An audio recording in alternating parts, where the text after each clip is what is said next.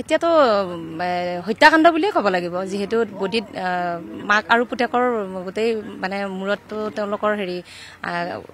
দাৰ ঘাপৰে চিন আছে গতিকে হত্যাকাণ্ড বুলিয়ে ক'ব লাগিব পাইছিল আপুনি প্ৰতিমা নাথ দীপক নাথক ওচৰৰ পৰাই পাইছিল খুব হয় জীৱিত অৱস্থা পাইছিলো ল'ৰাটোতো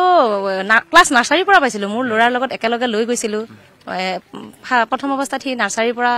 চিপাঝাৰ হেপী চাইল্ড স্কুলতে পঢ়িছিল ইংলিছ স্কুলত আমাৰ ল'ৰাৰ লগত একে হেৰি আছিল কেতিয়াবা সি মানে এনে ধেমালিতে 1 টকা 2 টকা খুজিছিলো কেতিয়াবা মাকে টিফিন দিয়াৰ উপৰিও ল'ৰা সৰু ল'ৰা মানে বিচাৰিছিল তেনেকাও মানে হেৰি কৰিছিলো গতিকে সেইকাৰণে খুব দুখ পাইছো ল'ৰাটোৰ কাৰণে ক্লাছ 7 মানে আপুনি 7 বছৰ পাইছে এই পৰিয়ালটোক হয় ক্লাছ 7 মানে এনে এই হ'ব লাগে এতিয়া কিন্তু মানে স্কুলখন মানে হিয়াক এবাৰ মানে হেৰি কৰিলে দিল্লী পাব্লিক স্কুল চাৰিআলিত তালৈকে নিয়াৰ কাৰণে আকৌ 7তে মানে তাক এডমিশন কৰাইছিল এটাই ল'ৰা ঘৰত পঢ়া শুনা খুব ভাল আছিল থাকে নে ভাল আছিল বাৰু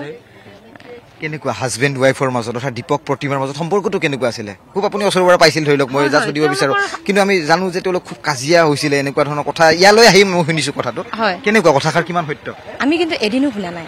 এই বিষয়ে কিন্তু এদিনো জনা নাই তেওঁ মানে দুখৰ কথা শ্বেয়াৰ কৰে আমি গাৰ্জেন আছিলো একেলগে যিহেতু গতিকে এই বিষয়ে তেওঁলোকৰ আমি একো জানিব পৰা নাছিলো তাৰ পিছতো যদি কিবা আছিল নোকোৱাকে সেই বিষয়ে আমি নাজানো আৰু কিন্তু আমি জনাত এদিনো তেওঁ মানে অসুখী অনুভৱ নাই ধুনীয়া এটা সুখী পৰিয়াল আমি কেতিয়াবা মৰ্নিং ৱাক কৰিব যাওঁতে আজি 6 মাহ মান কিন্তু বাদ দিছো মৰ্নিং ৱাক কৰিব দেখা পাওঁ ৰাতিপুৱাই মানে তেওঁলোকে হোম থিয়েটাৰ লগাই গীত চিট লগাই থৈ দিয়ে ধুনীয়াকে একদম পানী চানি মাৰে ধুনীয়া এটা সুখী পৰিয়াল আমি দূৰৰ পৰা বা আমি বাহিৰৰ পৰা দেখিছো যে তেওঁলোক একোটা সুখী পৰিয়াল বুলিয়ে ভাবিছো কিন্তু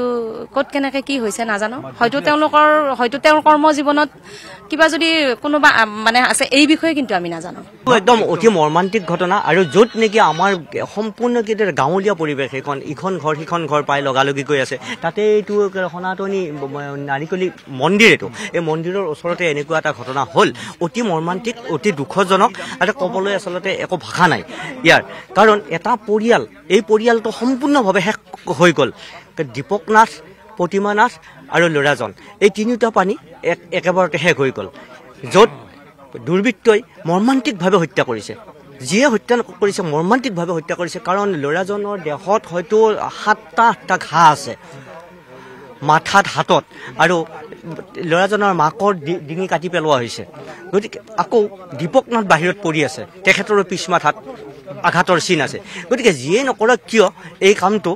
গতিকে খৰতকীয়াভাৱে তদন্ত হ'ব লাগে আৰু দুখীয়ে উচিত শাস্তি পাব লাগে দৃষ্টান্তমূলক শাস্তি পাব লাগে আৰু এইটো এটা কথাই ভাল লাগিছে যোৱাকালি আচলতে তৎকালীনভাৱে ইয়াত CID প্ৰৱেশ কৰিছে CID আহিছে স্নেফাৰ ডগ আনিছে তেখেতসকলে কি পাইছে আমি নাজানো কাৰণ নিউজৰ আগতো প্ৰকাশ কৰিবলৈ তেখেতসকলে আচলতে টান পাইছে তদন্তৰ খাতিৰত আপুনি বিচৰা বাতৰি পাব কেৱল নিউজ 18 এপত নিউজ 18 এপ ডাউনলোড কৰিবলৈ স্ক্যান কৰক এই QR code Google Play Store to pabo a News 18 app.